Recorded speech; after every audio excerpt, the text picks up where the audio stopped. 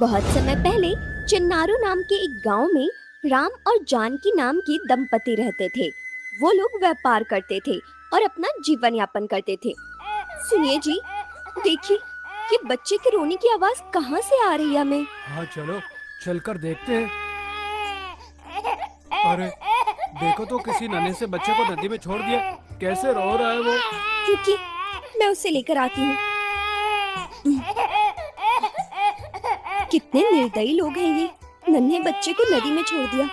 वो तो भगवान का शुक्र है कि इसे अभी तक कुछ भी नहीं हुआ। मुझे तो लगता है ये बच्चा भूखा है। चलो पहले इसे थोड़ा दूध पिला देते हैं। इसके बाद वो लोग उस बच्चे को लेकर चले जाते हैं और उसे पाल पोस कर बड़ा करते हैं। क्यों रे कृष्णा, सुबह सुबह कहाँ जा रहे हो? दोस्तों के साथ घूमने के अलावा कोई काम है तुम्हें? माँ, आज कुश्ती की प्रतियोगिता होने जा रही है। आसपास के सभी गांव से कई युवक आने वाले हैं। मैं भी इसमें हिस्सा ले रहा हूँ। मुझे आशीर्वाद दो कि मैं विजय होकर आऊँ। एक माँ ही होती है जो हमेशा अपने बेटे की जीत की कामना करती है। जा, जीत तेरी ही होगी। हमेशा उसकी तरफदारी करते रहो तुम। एक नंबर का आलसी बनता जा रहा है। तो ये घर पर रहकर करेगा भी क्या जी? बाहर जाएगा, 4 लोगों से मिलेगा, 4 नई बातें भी तो सीखेगा। हर आए दिन किसी से हाथापाई कर लेता है। ऊपर से लोग शिकायत करने घर पर भी आ जाते हैं। और तुम हो कि इसकी हर गलती पर हमेशा पर्दा डालती रहती हो। जाने दो, माँ बेटे का तुम दोनों ही जानो। एक ही तो लाडला है हमारा। बचपन से पढ़ाई के साथ साथ ये अन्य कलाएं भी सीखकर माहिर है। यही तो उम्र है ना इसकी हंसने खेलने की। तो कर लेने दीजिए जितने मजे करने हैं इसे अपनी जिंदगी में। उसके बाद तो जिम्मेदारियां आएंगी तो अपने आप सुधर जाएगा। फिर हम गर्व से घूमा करेंगे। गर्व तो मुझे भी महसूस होता है, लेकिन मैं तुम्हारी तरह नहीं हो सकता। कहीं वो बिगड़ ना जाए, इसका ही डर लगा रहता है बस। इस तरह प्रतियोगिता में हिस्सा लेकर कृष्णा ने इन सभी युवकों को हरा दिया और जीत गया। इस प्रतियोगिता में भाग लेने वाले युवकों को हराकर कृष्णा ने जीत हासिल की है। इसलिए गांव की ओर से उसे वीर तलवार से सम्मानित किया जाता है। मुझे पता था कि तुम्हारी ही जीत होगी। 1 महीने के बाद अपनी राजधानी में तुम जैसे युवकों के लिए प्रतियोगिताओं का निर्वाह करने वाले हैं। उसमें जिसकी भी जीत होगी उसे राज दरबार में सम्मानित किया जाएगा। मुखिया जी, बचपन से ही मेरी हमेशा से इच्छा रही है कि मैं इस प्रतियोगिता में भाग लेकर जीतूं। उन प्रतियोगिता में अपने गांव का प्रतिनिधित्व करने के लिए तुम्हारा नाम दूंगा, तैयार रहना। इस तरह पूरे 1 महीने बीत गए। कृष्णा प्रतियोगिता में भाग लेने के लिए तैयार हो गया और अपने मित्र भीम के साथ राजधानी के लिए रवाना हुआ। सुन भीम, हम इतनी दूर जा तो रहे हैं। मैंने सुना है वहाँ कई योद्धा हिस्सा लेते हैं। ऐसे में क्या हम उनसे जीत पाएंगे क्या? अरे मुझे मत कह मेरे भाई, मैं प्रतियोगिता में हिस्सा नहीं लेने वाला। तेरे माँ बाबू जी ने तेरा नाम भीम रखा है, पर तू इतना दुबला पतला और डरपोक भी हो गया है। समझ नहीं आता कि तू मेरा दोस्त आखिर बन कैसे गया। अरे तू मेरी छोड़, मुझे पूरा विश्वास है कि वहाँ पर तुम्हारी ही जीत होगी। मैंने सुना है कि तलवारबाजी के साथ मल्ल युद्ध भी होने वाला है। मैं दोनों में भाग लेना चाहता हूँ वहाँ पे। अरे तुझमें जितनी ताकत है वहाँ भला किसमें होगी? मैं तुझे बचपन से देखते आ रहा हूँ, तू सभी में आज तक हमेशा जीतता यार है। देखना, राजधानी में भी तेरी जीत होगी और तू ही सम्मानित होगा वहाँ पर। इस तरह उस प्रतियोगिता में भाग लेने गए कृष्ण ने सभी प्रतिस्पर्धियों को हराकर जीत हासिल कर ली। ये देखकर महाराज उसके पास गए और बोले, वाह, ये युवक तो बड़ा ही प्रतिभाशाली लगता है मुझे। इतनी कम आयु में ही कई तरह की कलाओं में पारंगत हासिल कर रखा है। इस राज दरबार में उच्च पद पर नियुक्त कर इसका सम्मान किया जाना चाहिए। ये इतना भी निपुण नहीं है पिताश्री। जरूर ही उसके वहाँ भाग्य ने साथ दिया है। आपकी आज्ञा हो तो अभी उसके साथ युद्ध में निपुणता का पता चलेगा।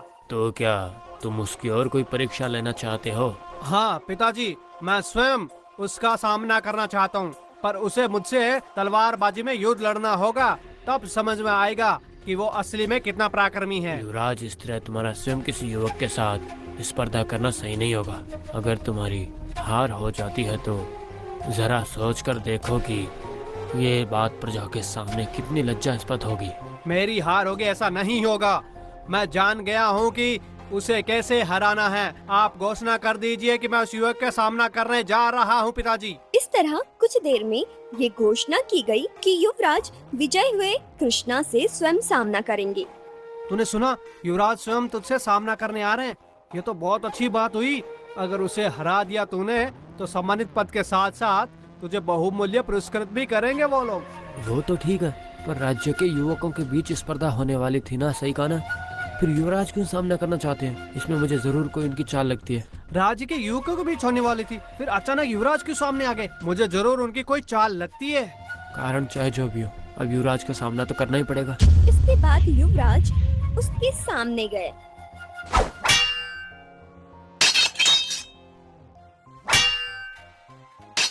उन दोनों के बीच भयानक प्रतिस्पर्धा हुई। युवराज, आपने बड़ी ही वीरता पूर्वक लड़ाई की है और मुझे आपसे द्वंद्व युद्ध करके बहुत अच्छा लगा। हाँ हाँ, मुझे तेरे चेहरे पर जीत का घमंड साफ दिखाई दे रहा है। मैं तुझे बाद में देखूंगा। अरे युवराज, आप गलत समझ रहे हैं, मुझे इसका कोई घमंड नहीं है। शाबाश युवक, शाबाश। तुमने अपना क्या नाम बताया? हाँ, कृष्णा। सुनो कृष्णा, आज तक हमने जितनी प्रतियोगिता का निर्वाह किया है, हमने तुम जैसा युद्ध आज तक नहीं देखा। हमारे राज्य में हम तुम्हें सेनापति के पद से सम्मानित करना चाहते हैं कृष्णा। तुम शीघ्र ही कार्य निर्वाह आरंभ करो। महाराज, खुश हूँ कि आपने मुझ जैसे साधारण युवक को सेनापति के पद से पुरस्कृत किया, लेकिन मुझे थोड़ा सा समय चाहिए। मैं अपने घर जाकर अपने माता पिता के साथ 1 महीना रहकर आना चाहता हूँ महाराज। तुम निसंदेह जाकर आ सकते हो कृष्णा। तुम जब भी आओगे तुम्हें तुम्हारा पद जरूर मिलेगा।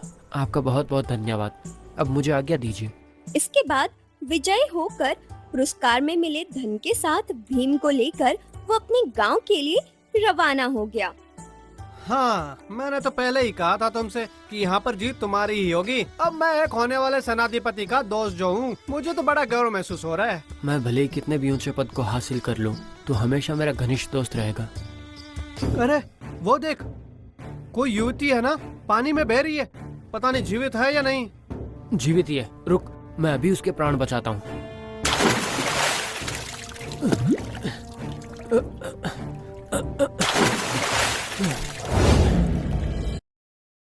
नदी अचानक गायब हो गई और उन्होंने खुद को एक अजीब सी दुनिया में पाया। ये सब क्या हुआ, कृष्णा को समझ नहीं आया। क्या हुआ? समझ नहीं आ रहा है कि आपके साथ क्या हो रहा है। यही सोच रहे हो ना कि अचानक से नदी गायब हो गई और आप यहाँ पर आ गए। मैं इस समय कहाँ हूँ? तुम कौन हो और मुझे यहाँ क्यों लाई हो? ऐसे घबराओ मत, मैं एक देव कन्या हूँ और एक राक्षस ने मुझे यहाँ पर बंदी बनाकर रखा हुआ है। क्या राक्षस ने तुम्हें बंदी बनाकर रखा है? सब कुछ अजीब लग रहा है मुझे। ऐसे तो मैंने बस कहानियों में ही सुना था, वास्तविकता में कभी नहीं। राक्षस है, उसका नाम व्याघ्रशिर है। उसका सिर किसी बाघ की तरह है और उसका शरीर किसी मानव की तरह है। ये तो और भी विचित्र बात है।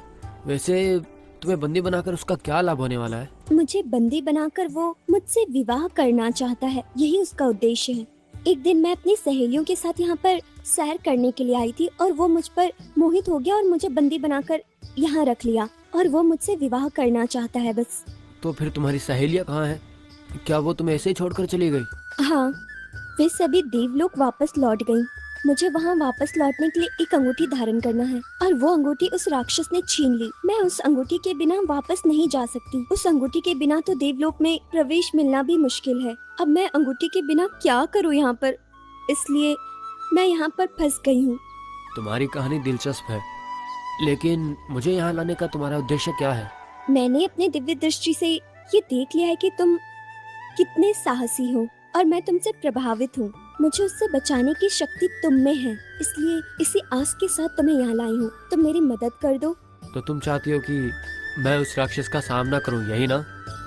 मैं एक साधारण मनुष्य मात्र हूँ, भला किसी राक्षस से कैसे लड़ सकता हूँ? लड़ सकते हो तभी तो तुम्हें यहाँ पर लाई हूँ ना मैं। मुझ पर दया करो और मुझे उस राक्षस के चंगुल से बचा दो। अरे तुम्हें इतनी मिन्नतें करने की जरूरत नहीं है। मैं जरूर तुम्हें बचाने की कोशिश करूंगा। चलिए, मुझे उसके पास ले चलिए। आज तो या वो रहेगा या मैं रहूंगा। जरा धैर्य रखो, उसे आने में अभी थोड़ा समय है।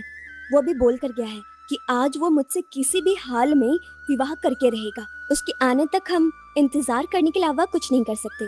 कुछ समय के बाद वो राक्षस वहाँ पर आ गया और आकर उसने देव कन्या से कहा, क्या हुआ सुंदरी, विवाह के लिए सजी हुई हो ना तुम? आज हमारा विवाह तो होकर ही रहेगा।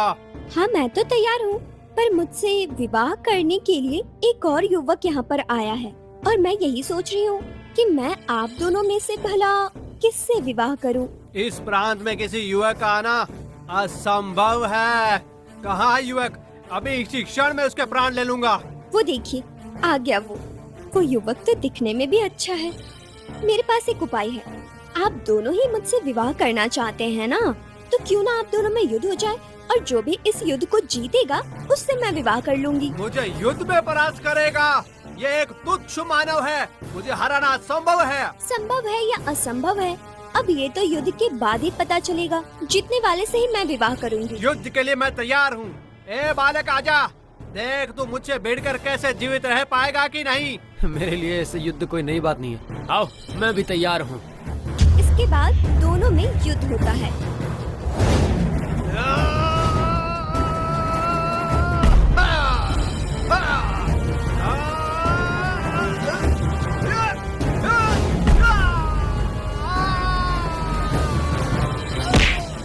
और उस युद्ध में राक्षस का अंत हो जाता है। अब तुम निश्चिंत होकर अपने लोक में लौट सकती हो। ये रही तुम्हारी अंगूठी। मुझे समझ नहीं आ रहा कि मैं आभार कैसे प्रकट करूं। मैं तुम्हें कुछ उपहार देती हूँ, ये लो। इस तलवार से तुम किसी को भी हरा सकते हो और ये रही एक अंगूठी, इससे तुम किसी भी विष के प्रभाव को खत्म कर सकते हो और इन दोनों से तुम किसी की भी कभी भी मदद कर सकते हो। और ये रही एक। तुमसे मिलकर मैं बहुत प्रसन्न हुआ। तुम्हारे दिए हुए ये उपहार। इस विषय में हम बाद में बात करेंगे। जिन्हें तुम अपने माता पिता मान रहे हो वो असल में तुम्हारे माता पिता है ही नहीं। उन्होंने तो बस तुम्हें पाला पोसा है। तुम तो एक राजकुमार हो। तुम्हारे राज्य पर आक्रमण करके तुम्हारे माता पिता को मार दिया गया था और ये तुम्हारे पालने वाले माता पिता के लिए है। अब जल्दी से उनके पास जाओ, उनकी जान खतरे में है। क्या तुम सत्य कह रही हो? मैं अपने माता पिता का असली बेटा नहीं हूँ और वो भी खतरे में है। मैं एक काम करती हूँ, मैं तुम्हें जल्दी से तुम्हारे घर पहुँचा देती हूँ। वहाँ जाकर ही तुम्हें सब पता चल जाएगा ये सब सच है या नहीं। इस तरह कृष्णा उस देव कन्या की मदद से अगले ही पल अपने घर के सामने पहुंच जाता है। जब वो वहां जाता है तो देखता है भीम पहले से ही वहां है। देख कृष्णा, उस युवराज ने आखिर क्या किया है? तूने उसे हराया बदला लेने के लिए, वो मुझसे जान से मारने के लिए यहाँ तक आ गया था वो, पर मुझे ना पाकर उसने तेरी माँ बाबूजी को विष देकर मार डाला। रुक, मैं भी माँ बाबूजी को इस विष के प्रभाव से मुक्त करूंगा। माँ बाबूजी, अब तुम दोनों खतरे से बाहर हो। वो युवराज तुम्हें ढूंढ रहा है बेटा, तेरी जान खतरे में है। हम लोग इस गांव को छोड़कर कहीं चले जाते हैं। हाँ कृष्णा, वो बहुत दुष्ट है। तेरे जाने के बाद महाराज का देहांत हुआ तो युवराज ही राजा बन गया। राजा बनने के बाद वो और अधिक बलवान हो गया, इसीलिए वो तुझे मारना चाहता है। तेरे पीछे हाथ धोकर पड़ा है वो। तुम्हारा इस राज्य को छोड़कर जाना ही सही होगा। वो मेरा कुछ नहीं बिगाड़ सकता, मैं उससे बाद में अपने आप निपट लूंगा। बाबूजी, मुझे आपसे कुछ पूछना है, आप गलत मत समझना। क्या मैं आपका सगा बेटा हूँ या आपने मुझे पाला है? हाँ बेटा, तुम हमें नदी के किनारे एक टोकरी में मिले। किसी ने तुम्हें वहाँ छोड़ दिया था, उसके बाद हमने तुम्हें पाला था, पर हमने तुझे अपनी संतान की तरह ही पाला। इस विषय में तो हमने तुम्हें कभी नहीं बताया, तुम्हें कैसे पता चला? जब राजधानी से वापस लौट रहे थे, उस देवकन्या ने मुझे सब बता दिया। उसने कहा कि मैं महाराजा का पुत्र हूँ। शत्रु ने राज्य पे आक्रमण करके मुझे नदी में छोड़ दिया। तुम्हारा तेज देखकर ही मुझे लगा था कि तुम किसी उच्च खानदान के ही बेटे हो। माँ, मैं जानता हूँ कि तुम दोनों ने बचपन से मुझे कितने लाड प्यार से पाला है। मैं अभी उस दुष्ट युवराज को धूल चटाता हूँ। मेरे माता पिता की तो पहले ही हत्या कर दी और आप दोनों की जान लेने की भी कोशिश की। मैं उसे ऐसे नहीं छोड़ूंगा। मैं उसके पास अभी जाता हूँ। उसके पास असंख्य सेना होगी बेटा, और तुम बिल्कुल अकेले हो। उसका सामना कैसे कर पाओगे तुम भला? कि बदला और शत्रुत्व की भावना छोड़ दे और हमेशा के लिए एक शांतमय जीवन जी बेटा। हमारे लिए यही सही रहेगा। मासी चुप कीजिए। अपने कृष्ण के प्रतिभा मैंने आंखों से देखी है और जिसने इतने कुकर्म किए हैं उसे छोड़ना सही नहीं है। भीम, तुम्हारा कहना उचित है, पर हमें सोच विचार करके अपने कदम आगे बढ़ाने होंगे। अगर हमने सीधे जाकर उसे विशाल सेना को लेकर और बहुत सारे हथियारों के साथ हम पर हमला बोल देगा, वो छिपकर वार करने की जरूरत हमें क्यों है भला? मेरे पास देवकन्या की दी हुई विशेष तलवार है। मैं देरी किए बिना उन पर हमला कर देता हूँ और अपना राज्य पुनः ले लेता हूँ। तुम जल्दबाजी मत करो बेटा, उसके पास हजारों सेना है। तुम्हारे पास भले ही विशेष तलवार हो, इतनी प्रचंड सेना का सामना तुम अकेले नहीं कर पाओगे। इसलिए युवराज की गतिविधियां जानने के लिए उनके पहरेदारों का विश्वास जीतना होगा। उनमें से कुछ लोग तुम्हारे माता पिता का न्याय भी चाहते होंगे। हाँ सही है, तुझे सेनापति नियुक्त करने से पहले एक वृद्ध सेनाधिपति पद पर थे। मुझे लगता है इसके बारे में उनको जानकारी होगी। हमें सबसे पहले जाकर उनको अपनी ओर कर लेते हैं। समझ गया, तो हमें पहले सेनाधिपति के पास जाना होगा। हम ऐसे ही जाएंगे तो वो हमें पहचान कर मौत के घाट उतार देंगे। हमें भेष बदल कर राजधानी जाना होगा। इसके बाद कृष्णा और भीम अपना भेष बदल कर राजधानी जाते हैं और सेनापति के घर जाते हैं, उन्हें सारी बात बताते हैं। हाँ युवराज, तुम्हारे माता पिता को अन्यायपूर्ण बंदी बनाकर अनजन के लिए इतना तरसाया कि वो ज्यादा दिन तक दोनों बेचारे जीवित नहीं रह पाए। उन दुराचारियों के विषय में मुझे पता होने पर भी मैं कुछ नहीं कर पाया। देखिए चाचा जी, आपको हमारी एक मदद करनी होगी। युवराज के पास पहुंचने के रास्ते में हमें कई पहरेदार मिलने वाले हैं। आप कुछ ऐसा करो कि हम वहां जाएं तो हमें रोकने वाला कोई भी ना हो। कर सकता हूँ। वहाँ हर कोई पहरेदार वर्तमान राजा से बहुत ही ज्यादा पीड़ित है। केवल 2 पहरेदार द्वार पर खड़े रहते हैं और वही दोनों राजा के नजदीकी हैं। और उन दोनों का सामना करने के पश्चात तुम युवराज के पास जा सकोगे। उनका सामना करने की जिम्मेदारी मेरी है। आप आज रात ही हमारे वहां जाने का प्रबंध कीजिए। इस तरह सेनापति ने उस रात के लिए पहरेदारों से ये बात कह दी कि कोई भी कृष्णा का रास्ता नहीं रोकेगा। कृष्णा उन सबको पार करके सीधा युवराज के द्वार तक पहुंच गया। वहां खड़े पहरेदारों ने लड़कर उनका संहार किया और युवराज के कक्ष तक वो पहुंच ही गया। तुम यहाँ कैसे आ गए? खैर, उस दिन तो तुम बच गए थे, पर आज तुम्हें मुझसे कोई नहीं बचा सकता। इसके बाद उन दोनों में भीषण युद्ध हुआ। अंत में युवराज की हार हो गई। मेरे माता पिता को तुमने अन्न के लिए तरसा कर मार डाला, अब कहीं जाकर उन्हें न्याय मिला है। इस तरह कृष्णा ने अपना खोया राज्य फिर से पा लिया